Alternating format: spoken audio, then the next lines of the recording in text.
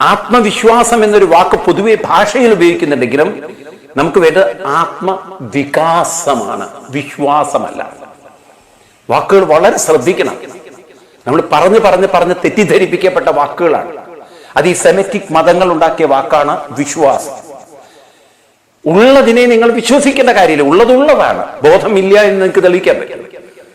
അപ്പൊ അതുകൊണ്ട് ബോധമുള്ളതാണെങ്കിൽ ഉള്ളതിനെ വികസിപ്പിക്കേ വേണ്ടു, അതിനെ വിശ്വസിക്കണ്ട.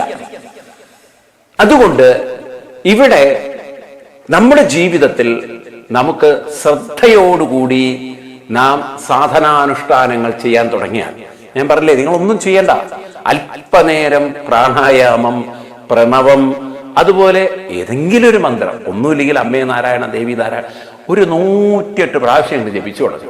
ചെയ്തു നോക്കൂ. നിങ്ങൾ അത്രയും നിങ്ങൾ ചെയ്തു നോക്കിയാൽ നിങ്ങൾക്ക് കാണാം, ക്രമേണ ക്രമേണ ക്രമേണ നിങ്ങളുടെ മാനസികാവസ്ഥയിലുള്ള പരിണാമം നിങ്ങൾക്കുണ്ടായേ പറ്റുള്ളൂ.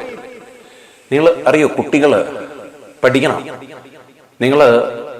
കുട്ടികളൊക്കെ എഴുത്തിനിരിക്കുന്ന സമയത്ത്, അന്ന് നിങ്ങൾക്കറിയില്ലേ, കൊച്ചു കുട്ടികളാണ്, വളർന്നു വരുന്ന നമ്മളോട് പറയും അറിവിന്റെ ദേവതയാണ് സരസ്വതി. സരസ്വതിയെ നമ്മൾ അറിവിന്റെ ദേവതയായിട്ട് അറിയിച്ചിരിക്കുന്നത്. അപ്പൊ നമ്മൾ സരസ്വതി പൂജ ചെയ്യും എല്ലാ വർഷവും നവരാത്രി കാലത്ത്, വിദ്യാരംഭം കുറിക്കും. പക്ഷെ ഈ സരസ്വതി പൂജയുടെ പൊരുൾ നമ്മൾ മനസ്സിലാക്കാറില്ല.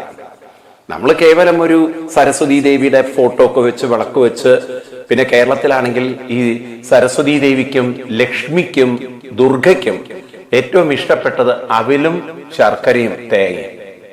അതുകൊണ്ട് നവരാത്രി കാലത്ത് ഒട്ടുമുക്കാല് ഈ ദശമി പൂജയിലൊക്കെ കാണാൻ പറ്റുന്ന മലര് അല്ലെങ്കിൽ പൊരി, അവില്, ശർക്കര, ഇതൊക്കെയാണ്. ഒരു വിളക്കും കൊളുത്തി വെച്ചാൽ നവരാത്രി പൂജയുടെ ഒരു ഭാഗമായി. പിന്നെ കുറെ പൂക്കളും പിന്നെ കുറെ ഭജനയൊക്കെ പാടിക്കഴിഞ്ഞാൽ നവരാത്രി പൂജ ചെയ്യുന്നതാണ് നമ്മുടെ ഒരു ധാരണ. പക്ഷെ നിങ്ങൾ എപ്പോഴെങ്കിലും ചിന്തിച്ചിട്ടുണ്ടോ, എന്താണ് ദേവിയുടെ ആ ഫോട്ടോ നമുക്ക് പറഞ്ഞു തരുന്നത്?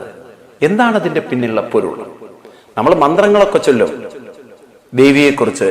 യാ കുന്തേന്ദു തുഷാരഹാരധവളാം യാ ശുഭ്രവസ്താവൃതാ യാ വീണാ വരദണ്ഡമണ്ഡിതകരാം യാ ശ്വേതപത്മാസനാം യാ ബ്രഹ്മാച്യുത ശങ്കര പ്രഭൃതിഭി ദേവൈ സദാ പൂജിതാം സാ മാം പാതു സരസ്വതി ഭഗവതി നിശേഷജാത്യാപഹ.